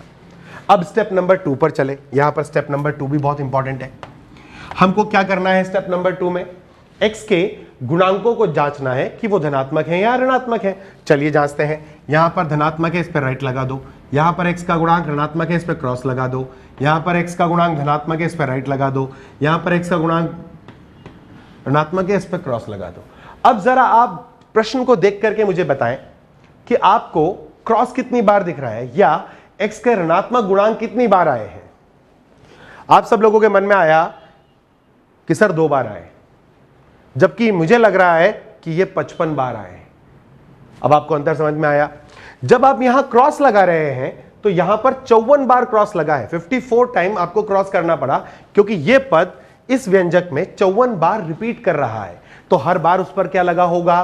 क्रॉस। तो 54 टाइम क्रॉस तो यहां लग गया और एक क्रॉस यहां लगा, तो टोटल क्रॉस कितने आए? 55। जबकि अगर कोई बच्चा इसको सीधे देखे तो उसको कहेगा कि सर क्या बात कर रहे हो, क्रॉस तो कितनी बार लगे? 2 ही बार लगे। लेकिन हम क्योंकि मैथ्स के स्टूडेंट हैं तो हमें समझ में आ रहा है कि यहां क्रॉस लगने का मतलब क्या है कि 54 बार क्रॉस रिपीट हुआ होगा। तो ये कितनी बार आ गए? 55 बार। तो हम स्टेप 2 में इनको धनात्मक बनाएंगे। हम लिखेंगे x - 3 2020, x - 4 की पावर 54, x - 7, x - 5, और क्योंकि 55 बार आया है 54 + 1 55 बार, विषम बार, इसका मतलब मुझे असमीका का चिन्ह परिवर्तन करना पड़ेगा। तो यह परिवर्तित होगा और यहां आ जाएगा > 0। अब आपका सवाल सिंपल है। स्टेप नंबर 3 पर आप जा सकते हैं क्योंकि यहां सारे गुणांक कैसे हो गए हैं? आपके सारे गुणांक धनात्मक हो गए। अब अगर सारे गुणांक धनात्मक हो गए तो नंबर रेखा बना लें, वास्तविक संख्या रेखा, -अनंत से लेके +अनंत, और इस पर ये जितने भी मूल आए इनको बढ़ते हुए क्रम में लिखे। लेकिन ध्यान देना जिन पर स्टार लग रहा है उन पर स्टार लिखे रहने देना। 4 पर भी स्टार है, 5 पर कोई स्टार नहीं है और 7 पर कोई स्टार नहीं है, और यहां लगा लो 0 0 0 0। ठीक है। फिर स्टेप नंबर 4 सब जानते हैं क्या करना है। सबसे दाएं भाग में प्लस लिखना है। लिखो साहब, प्लस लिखो। प्लस लिख दिया, फिर माइनस, फिर प्लस। अब ये स्टार वाला क्या करता है? यहां लिखना क्या चाहिए था? माइनस, लेकिन ये स्टार वाला क्या करता है? ये चिन्ह परिवर्तन नहीं करता है क्योंकि ये क्या है? समघात है। समघात है तो ये चिन्ह परिवर्तन नहीं करने देगी। प्लस का प्लस ही जाएगा, प्लस का प्लस ही जाएगा। ठीक है। अब उत्तर पर आ जाए। अगर यहां पर प्लस की जगह पर क्या होता? माइनस आ जाता। यहां पर, यहां माइनस आ जाता अगर, तो यहां पर भी माइनस आता, फिर यहां पर भी माइनस आता। तो आपको क्या ध्यान देना है? अगर मूल के जो आपने मूल निकाला है इसके ऊपर स्टार लगा हुआ है, इसका मतलब वह चिन्ह परिवर्तन नहीं करेगा, और जिसके ऊपर स्टार नहीं लगा हुआ है उसकी नियति है कि वो हर बार क्या करेगा? चिन्ह परिवर्तन करेगा ही करेगा। ठीक है। तो plus minus plus plus plus. अब अपना आंसर क्या है? हमको चाहिए 0 से बड़ा यानी धनात्मक। लिखना शुरू करें।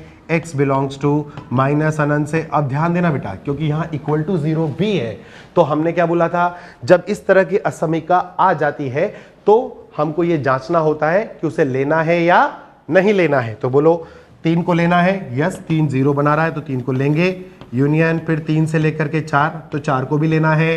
फिर 4 से लेकर के 5 को भी लेना है, और फिर 7 से अनंत। अब इसको अगर हमको छोटा करना है तो हम इसको क्या लिख सकते हैं? x बिलोंग्स टू -अनंत से लेकर के 5 यूनियन 7 से लेकर अनंत। तो कुछ बात समझ में आई? यदि मूल कितनी बार पुनरावर्तित हुआ? सम बार पुनरावर्तित हुआ। तो क्या करना है? जिन मूलों का पुनरावर्तन सम बार हो रहा है उन मूलों के ऊपर आप एक स्टार लगा ले। ऐसा कुछ जरूरी नहीं है। देखिए, मैं आंसर में स्टार नहीं लिख रहा हूं। आंसर में इसलिए स्टार नहीं लिख रहा हूं ताकि मैं ये समझ पाऊं कि इस स्टेप में मेरी कोई गड़बड़ नहीं हो, बस। इसके अलावा मुझे और कोई दिक्कत ना आए। ठीक है। सिर्फ इस वजह से मैं ऐसा कह रहा हूं ताकि मेरे को सवाल बहुत इजीली मेरा सॉल्व हो जाए, और मेरी जो कैलकुलेशन एरर है, जो मैं गणितीय सिद्धांतों के साथ जो गड़बड़ करता हूं कि 2 + 2 को मैं 5 कभी भी कर लूंगा, ठीक है, वो मैं कभी ना करूं। बस उसी के लिए मैं बचाऊंगा। ठीक है। बोलो, ये वाला क्लियर हुआ? चलिए नेक्स्ट सवाल इसी पर हम ट्राई करते हैं, लेकिन अब की बार मैं सम के साथ साथ कुछ विषम पद भी लेके आता हूं, विषम घातें भी लेके आता हूं, ताकि आपको समझा पाऊं कि दोनों में अंतर क्या है। ठीक है। अब देखें, एक सवाल मैंने लिया फिर से, और मैं यही 5 स्टेप करूंगा हर बार। मान लीजिए मैंने एक सवाल लिया, x - 3 की पावर 2020, 1 - x की पावर 19, 3 - x की पावर 3 + x की पावर 20 और -2 - x की पावर मान लीजिए 14 और लेस देन इक्वल टू 0। ये मेरा प्रश्न हुआ। इस प्रश्न में देखें, x - 3 की पावर 2020, 1 - x की पावर 19, 3 + x की पावर 20 और 2 - x की पावर 14। सबसे पहला काम हम मूल निकालेंगे। पहला स्टेप हमारा मूल का था, तो इसका मूल कितना आएगा 3, पर इसकी घात सम होने की वजह से इस पर मैंने क्या लगा दिया, स्टार लगा दिया। 1 - x का मूल 1 को 1 ही रहने दिया। मैंने कहा था सम वाले पर ही स्टार लगाना है, विषम वाले पर की परवाह आप न करें। विषम घात इस तरह के प्रश्नों में, असमीकाओं में आपको क्यों दी गई है, डराने के लिए, और हम डरते बिल्कुल नहीं। यहां आ गया -3, क्योंकि इसकी घात सम है इसलिए इस पर क्या लगा देंगे, स्टार, और यहां आ गया 2 और इस पर भी क्या लगा देंगे, स्टार। अब स्टेप नंबर 2 पर चलते हैं। अब स्टेप नंबर 2 क्या कहता है, स्टेप नंबर 2 कहता है कि हम x के गुणांकों को जांचेंगे। x के गुणांक जांचते हैं। x के गुणांक जांचे तो यहां धनात्मक है, यहां ऋणात्मक है, यहां धनात्मक है और यहां ऋणात्मक है। बताएं कितनी बार ऋणात्मक आया। फिर से वही बात कि आपको दिखेगा कितनी बार, 2 बार, लेकिन ये 2 बार नहीं है। ये क्रॉस कितनी बार आया है, 19 बार, और वो वाला क्रॉस कितनी बार आया है, 14 बार। तो 19 और 14 क्या होगा, एक विषम संख्या होगी। 19 और 14 क्या होगा, एक विषम संख्या होगी, 33 होगी। अब अगर विषम संख्या है तो उसको हमको क्या करना होता है, असमीका का चिन्ह परिवर्तन करना होता है। तो हमारा प्रश्न बनेगा x - 3 की पावर 2020, x - 1 की पावर 19, x + 3 की पावर 20 और x - 2 की पावर 14। और क्योंकि ये विषम है इसलिए मैंने यहां पर चिन्ह का परिवर्तन कर दिया। ठीक है, अब देखा जाए तो सब धनात्मक आ गए हैं। सब धनात्मक आ गए हैं तो हम सीधे स्टेप नंबर 3 पे चले जाते हैं। स्टेप नंबर 3 पर हमें क्या करना है, हमारे जितने भी मूल हैं इन सबको आरोही क्रम में, बढ़ते हुए क्रम में लिखना है। तो बढ़ते हुए क्रम में सबसे पहले कौन आएगा, -3 आएगा, इसके ऊपर 0 लगा लिया। फिर कौन आएगा, 1 आएगा, फिर कौन आएगा, 2 विद स्टार आएगा, और फिर कौन आएगा, 3 विद स्टार आएगा। ठीक है, और इन सब के ऊपर हमने 0 लिख दिया। ये 0 आपको फिर से बता रहा हूं क्यों लिखा जाता है। यदि x का मान आप 1 डालेंगे तो 1 - 1 0 और 0 इंटू एनी संख्या, 0 इंटू एनी नंबर, वो क्या होगा, नील बटा सन्नाटा, खत्म, सब 0 हो जाएंगे। तो आपका क्या बनेगा, सबसे आखिरी में क्या लिखना है यहां पर, प्लस, फिर क्या लिखना है, माइनस, नहीं यहां क्या लिखना है, प्लस, क्योंकि यहां क्या लगा हुआ है, स्टार लगा हुआ है। तो स्टार वाला चिन्ह परिवर्तन नहीं करने देता। फिर ये स्टार देखेगा तो फिर से क्या लगा देगा, प्लस। अब ये बिना स्टार वाला है, अब ये बिना स्टार वाला है तो यहां क्या आएगा, माइनस, और फिर क्या आ जाएगा, ये -3 वाला भी कैसा है, स्टार वाला है। -3 वाला भी अगर स्टार वाला तो ये माइनस को फिर से क्या कर देगा, माइनस ही कर देगा। फिर से देख ले, हमने 3 1 -3 और 2 को लिख दिया -3 1 2 स्टार और 3 स्टार। हमने प्लस करा फिर प्लस करा, क्यों, क्योंकि स्टार वाला क्या करता है, प्लस को प्लस ही रखेगा, माइनस को माइनस ही रखेगा। तो हमने कहा क्योंकि स्टार हमारे पास 1 2 और 3 पे ही थे, तो 1 2 और 3 पे हमने स्टार लगा रखे, ठीक है ना। तो प्लस प्लस प्लस, फिर ये बिना स्टार वाला था उसने माइनस कर दिया, फिर स्टार वाला ने देखा कि मेरे आगे क्या है, माइनस, तो उसने पीछे भी क्या कर दिया, माइनस। ठीक है, अब हमको उत्तर लिखना है, जो हमारा स्टेप 4 हो गया। अब हमें उत्तर लिखना है। उत्तर कह रहा है कि आपको धनात्मक करना पड़ेगा, >= 0। धनात्मक कहां से कहां तक लिखा हुआ है आपने जरा बताएं। तो आपने एक तो धनात्मक लिखा हुआ है इस एरिया में, इस एरिया में और इस एरिया में। तो आपका x बिलोंग्स टू क्या आना चाहिए, आंसर आना चाहिए 1 से 2 यूनियन 2 से 3 यूनियन 3 से इन्फिनिटी। मैंने ऐसा इसलिए लिखा ताकि मैं आपको ब्रैकेट भी समझा सकूं। क्या 1 0 बना रहा है, बना रहा है, और हमको 0 लेना भी है, 2 भी लेना है हमें, 2 भी लिया, 3 भी लिया, 3 भी लिया, इन्फिनिटी भी लिया। तो अगर देखा जाए तो इसका आंसर क्या होना चाहिए बच्चों की नजर में, x बिलोंग्स टू 1 से लेके अनंत। लेकिन यह उत्तर आपका गलत है। क्यों गलत है, आपने इसका मतलब समझा? इसका मतलब था कि शून्य के बराबर हो या शून्य से बड़ा हो। शून्य से बड़ा अंतराल आपने ढूंढ लिया, वो 1 से 2 था, 2 से 3 था और 3 से अनंत था। ठीक है, आपने उसको लिख भी दिया। आपने कहा कि सर शून्य बनने के लिए 1, 2 और 3 को हमको उत्तर में सम्मिलित भी करना है। हमने उसको उत्तरों को सम्मिलित भी कर लिया। लेकिन आप देखें -3 को, -3 अपने आप में तो शून्य बना रहा है। -3 के पहले और बाद में जो संख्याएं आएंगी वह क्या कर रही हैं, वो ऋणात्मक बना रही हैं। लेकिन अगर आप x का वैल्यू -3 डाल देते हैं तो चाहे ये बाकी के 3 पद कुछ भी बनाए, -3 डालने से ये वाला पद क्या हो जाएगा, शून्य हो जाएगा। और शून्य होने का मतलब सब कुछ खत्म कर देगा। तो इसका उत्तर आएगा यूनियन करली ब्रैकेट -3, यूनियन करली ब्रैकेट -3। तो मैंने आपसे क्या बोला था कि अगर इस तरह का कुछ आएगा तो हमको जांचना होगा कि वह उत्तर में सम्मिलित करना है या नहीं करना है।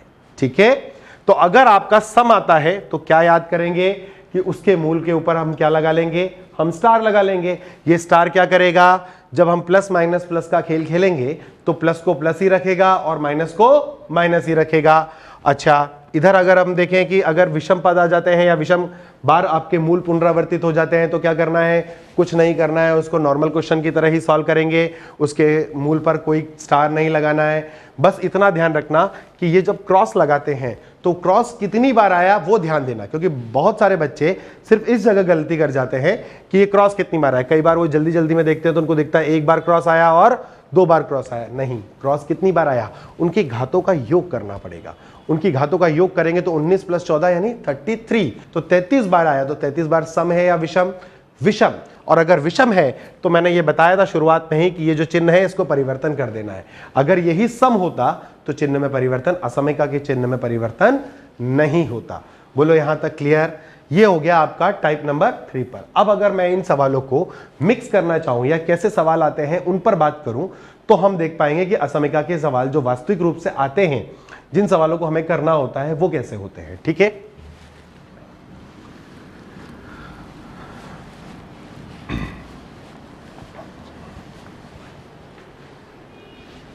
मान लीजिए एक सवाल आया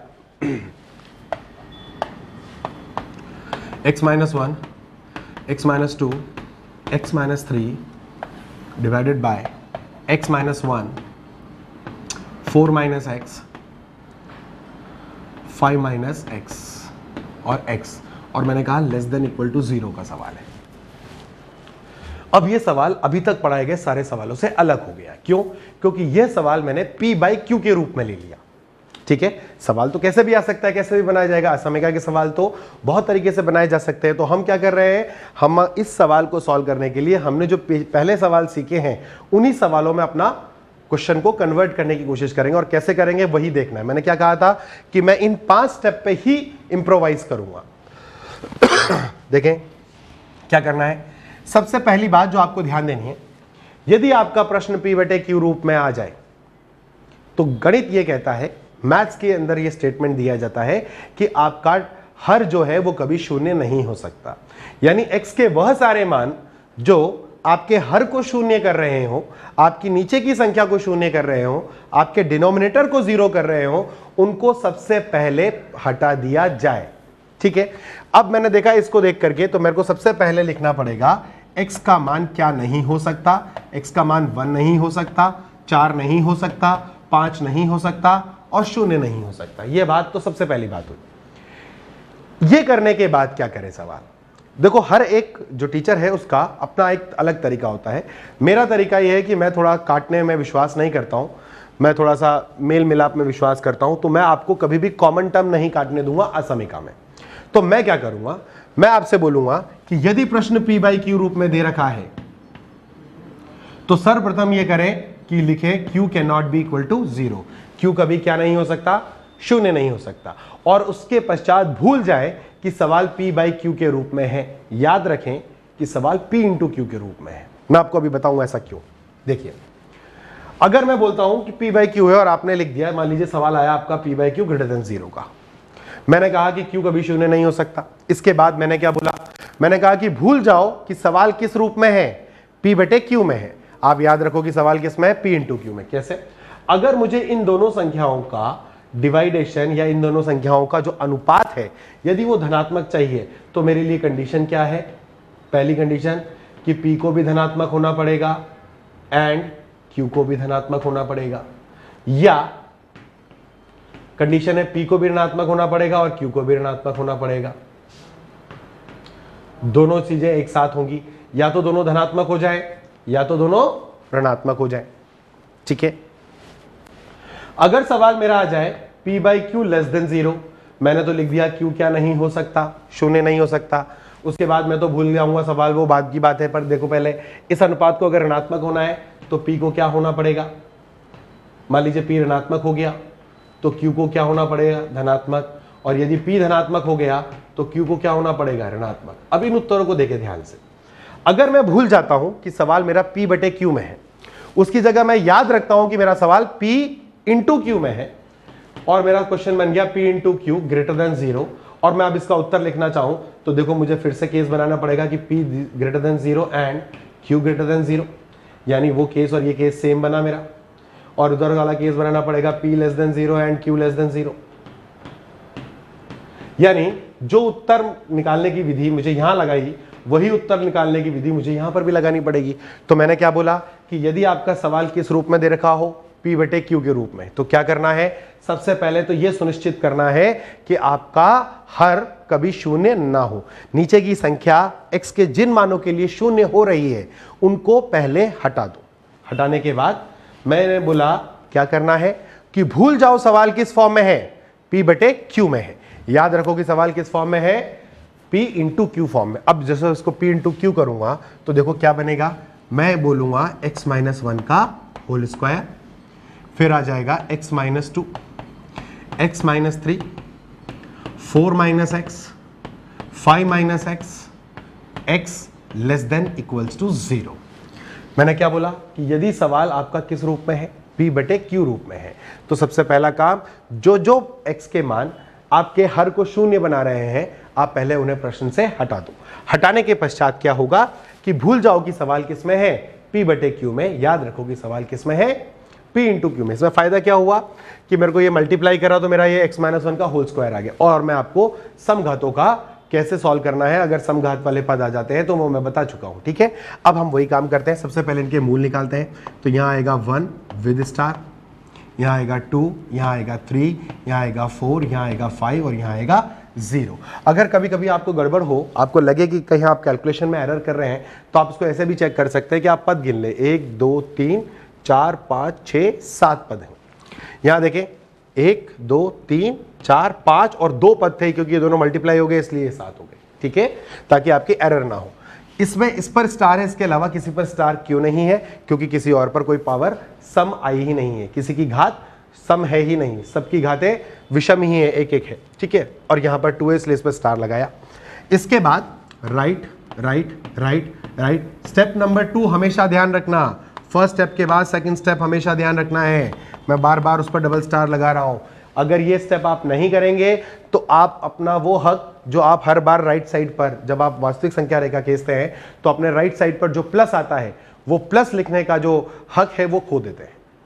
तब आपको हर बार x का मान डाल करके चेक करना पड़ेगा कि वो धनात्मक है या ऋणात्मक है। लेकिन अगर आप स्टेप नंबर 2 को प्रॉपरली कर देते हैं, अच्छे से कर देते हैं, तब आपको बेझिझक हर बार वहां पर धनात्मक का ही चिन्ह लिखना है। ठीक है, अब देखें स्टेप 2 के बाद स्टेप नंबर 3 पर आते हैं सीधे।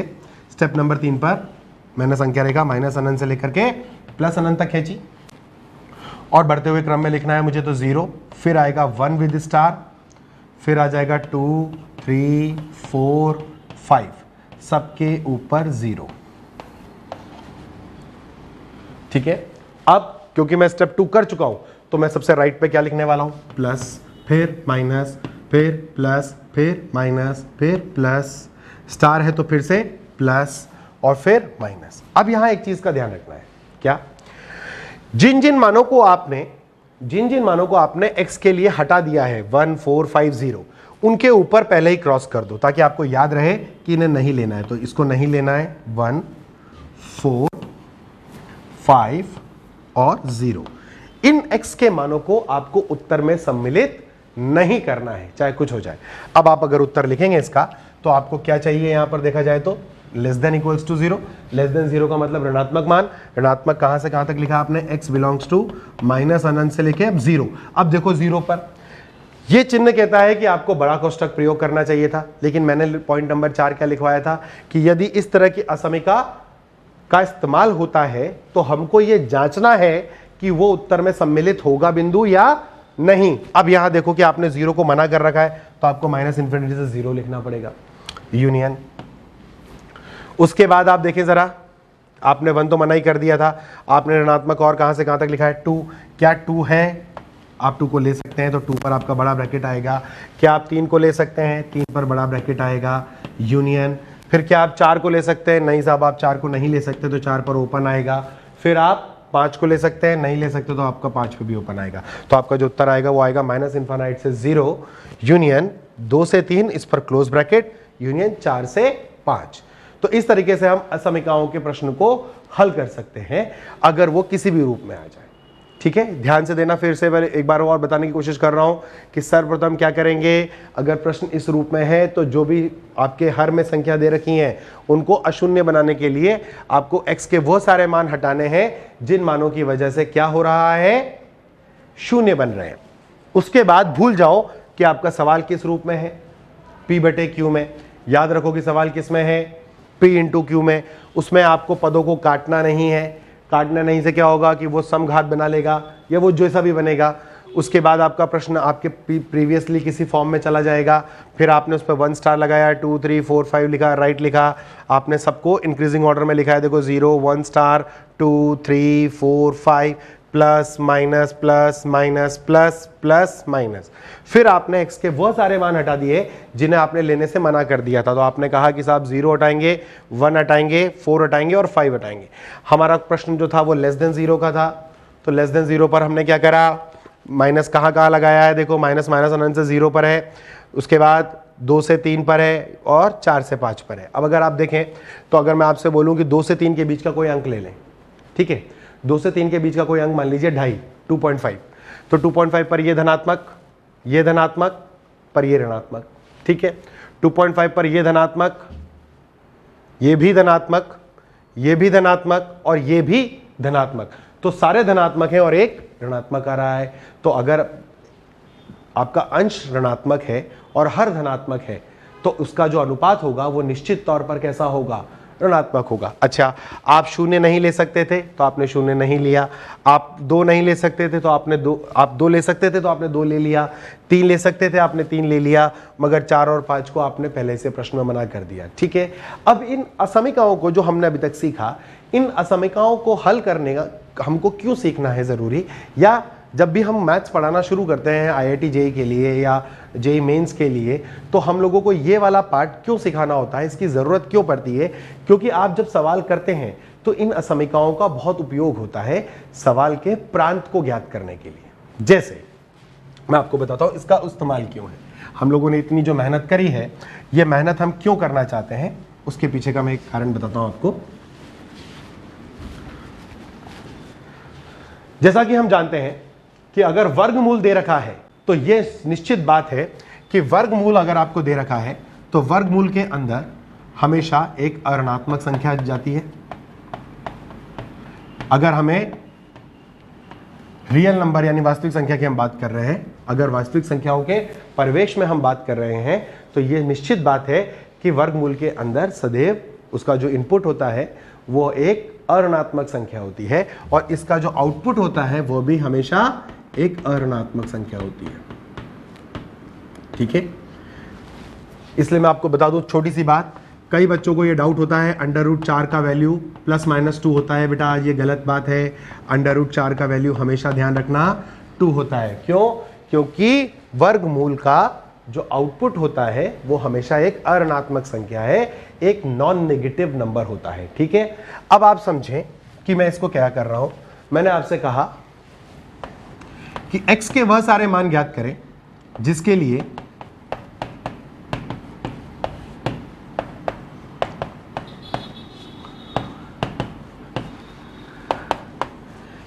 यह वर्गमूल परिभाषित है। क्वेश्चन क्या है? क्वेश्चन है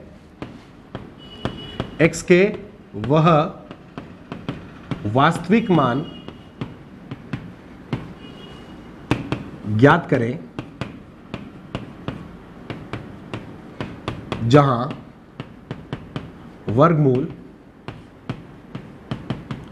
परिभाषित है। वर्गमूल क्या है? परिभाषित है। वर्गमूल परिभाषित का मतलब ये सही से काम करेगा। तो हम जानते हैं अऋणात्मक संख्या होनी चाहिए वर्गमूल के अंदर। इसका मतलब क्या हुआ? आपको लिखना पड़ेगा x माइनस 1 x माइनस 2 बटे x minus 2 3 minus x greater then और इक्वल्स टू 0। इससे वो आंसर आएगा। अब ये क्या है? ये आपकी परिमेय असमीकाएं हैं। इसको हल करने का तरीका अभी हमने सीखा था। क्या करें? सबसे पहले क्या करेंगे? सबसे पहले जो नीचे संख्या शून्य बन रही है उन्हें हटा देंगे। तो x का मान ना तो 2 लिया जा सकता है और ना ही 3 लिया जा सकता है। इसके पश्चात क्या करेंगे? हम भूल जाएंगे कि सवाल किस रूप में है, p बटे q में है। याद रखेंगे कि सवाल किस में आएगा? p इंटू q फॉर्म में आएगा। इसका मतलब मेरा सवाल कैसे बनेगा? x माइनस 1 x माइनस 2 का whole square 3 minus x greater than equals to 0। अब हम सबसे पहला स्टेप करेंगे क्या? हम इसके मूल निकालेंगे। तो आएगा 1 2 विद स्टार, क्योंकि घात कैसी है? सम है। घात कैसी है? सम है। और यहां क्या आ गया? 3 आ गया। इसके बाद सेकंड स्टेप जो कि सबसे इंपॉर्टेंट स्टेप था, x के गुणांक जांचेंगे। तो यहां पर x का गुणांक राइट है, यहां पर x का गुणांक भी राइट है, मगर यहां x का गुणांक कैसा है? क्रॉस। बताओ क्रॉस कितनी बार आया? क्रॉस आया कितनी बार? एक बार। तो इसका मतलब विषम बार। तो पहले उसे धनात्मक बनाए, x माइनस 1 x माइनस 2 का होल स्क्वायर, और फिर यहां लिख लेंगे x माइनस 3 और लेस देन इक्वल्स टू 0। क्यों? क्योंकि विषम बार आया तो चिन्ह में परिवर्तन होना आवश्यक था। अगर सम बार आ रहा था तो चिन्ह में कोई भी परिवर्तन नहीं कर रहे थे, लेकिन विषम बार आया तो चिन्ह में परिवर्तन होगा ही होगा। अब क्या करेंगे? नंबर रेखा माइनस अनंत से लेके प्लस अनंत तक की। यहाँ लगा लेते हैं 1, यहाँ लगा लेते हैं 2 विद स्टार, और यहाँ 3। अच्छा, आप जीरोस लगाते हैं तो पहले जीरोस तो लगा लो, फिर बाद में काट लेंगे हम। हमने क्या कहा था? x का मान क्या क्या नहीं लेना है? ना आपको x का मान 2 लेना है, ना x का मान 3 लेना है। क्लियर? इसके बाद सबसे राइट में प्लस, फिर माइनस। अच्छा, स्टार है तो फिर से माइनस, फिर से प्लस। तो आपका उत्तर माइनस अनंत से लेकर 1। अब 1 को लेना है या नहीं लेना है? लेना है। तो माइनस अनंत से 1 का उत्तर आ गया आपका x बिलोंग्स टू। ठीक है। और दूसरा यूनियन 3 को लेना है? नहीं लेना है। तो 3 से लेके अनंत तक का, सॉरी, हमको क्या चाहिए? ऋणात्मक वाले मान चाहिए ना। तो हमको ऋणात्मक वाले मान कहाँ से कहाँ तक मिलेंगे? हमको ऋणात्मक का मान मिलेगा 1 से लेकर के 2, 1 पर क्लोज ब्रैकेट यूनियन और 2 से 3। ये आपका फाइनल उत्तर आएगा, 1 से लेकर के 2 यूनियन 2 से 3, क्योंकि आपको लेस देन 0 चाहिए। इस पर आपको यह भी ध्यान देना है कि असमिका जो वहां है वो अगर परिवर्तित हो गई है तो फिर सवाल को यहां से देखना है।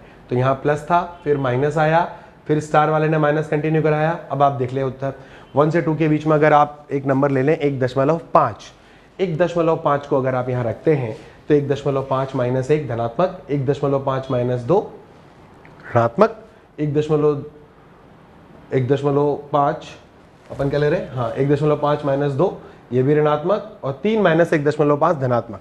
तो ये दोनों ऋणात्मक आने की वजह से ये धनात्मक हो गया।